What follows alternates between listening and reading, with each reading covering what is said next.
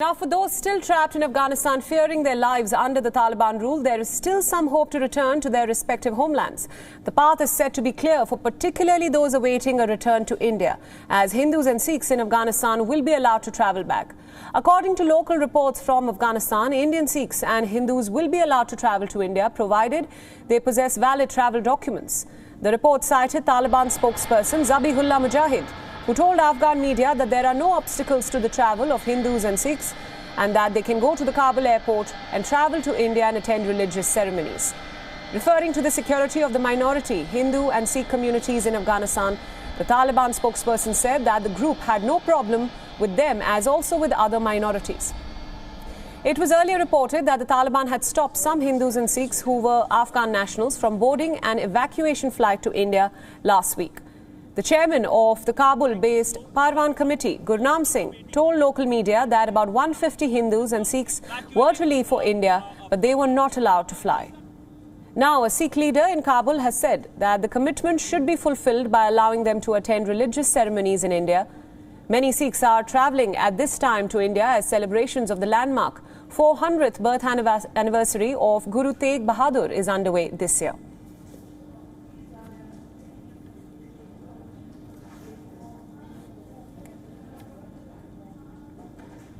For more updates about the situation at the Kabul airport, we are now being joined by our correspondent Anas Mallick, who is inside the Kabul International Airport, where Taliban leaders are taking control as we speak.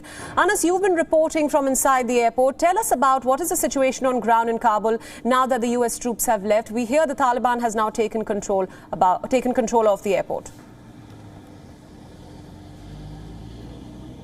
Absolutely, Priyanka. The Taliban are now in charge of the airport. I'm standing inside the Kabul International Airport.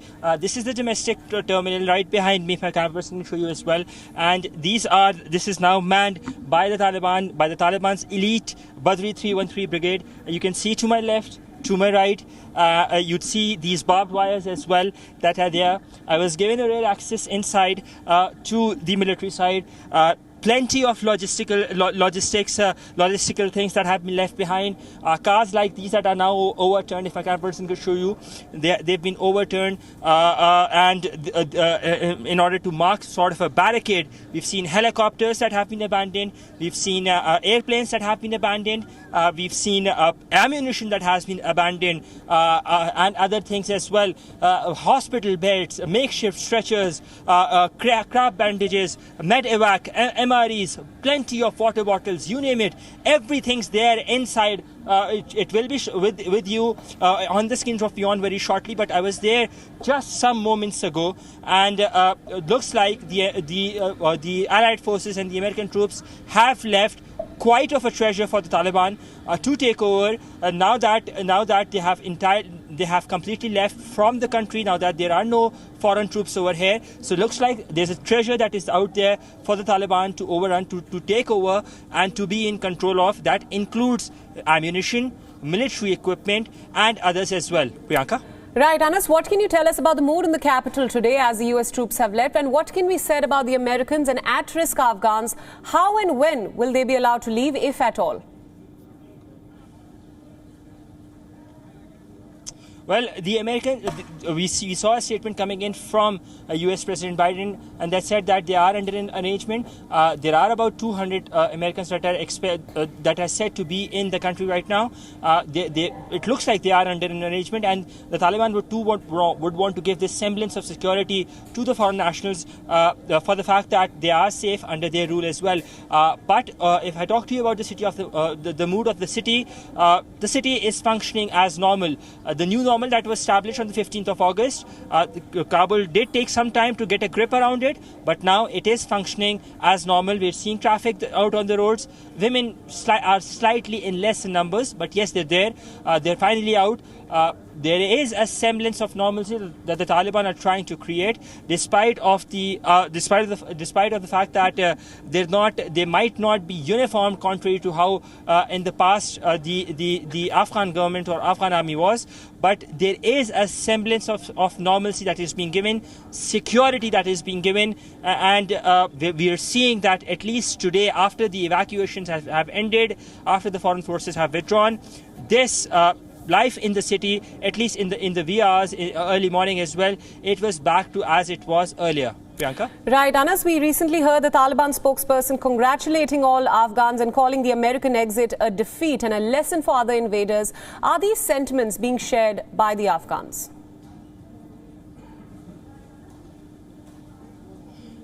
It is a bit too early to say that these sentiments are being shared by the common Afghans, but yes, there is a semblance, at least on the streets, for the fact that there is a sigh of relief that there are no foreign forces. I haven't been able to interact with many people as yet because we got this rare access to the airport.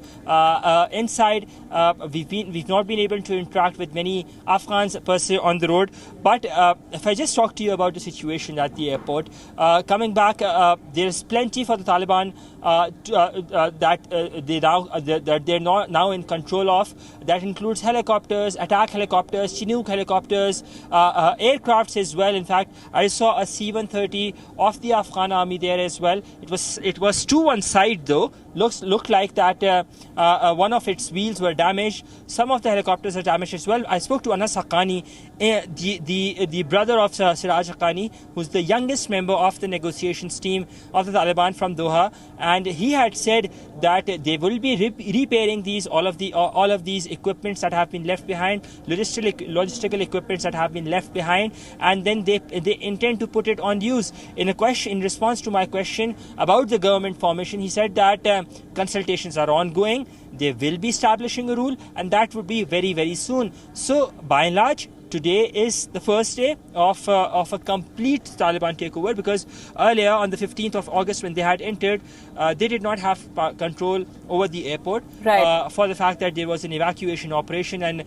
foreign forces were still here. But now, as we speak, to my left, if my camera person can show you as well, you'd see to my left, to my front, you'd see Taliban men all around, and they're pretty much in charge. To that side as well, to right in front, you'd see them with their guns in their shalwar kameez, clad in their shalwar kameez, and their hair. They're very much in charge, and they vow that they would be maintaining order. They would be giving this impression of normalcy, and this would be the new normal, that they would continue to quote unquote serve their country, and they would not allow any foreign forces to be here, because this is what they call is now living in an independent state. Priyanka?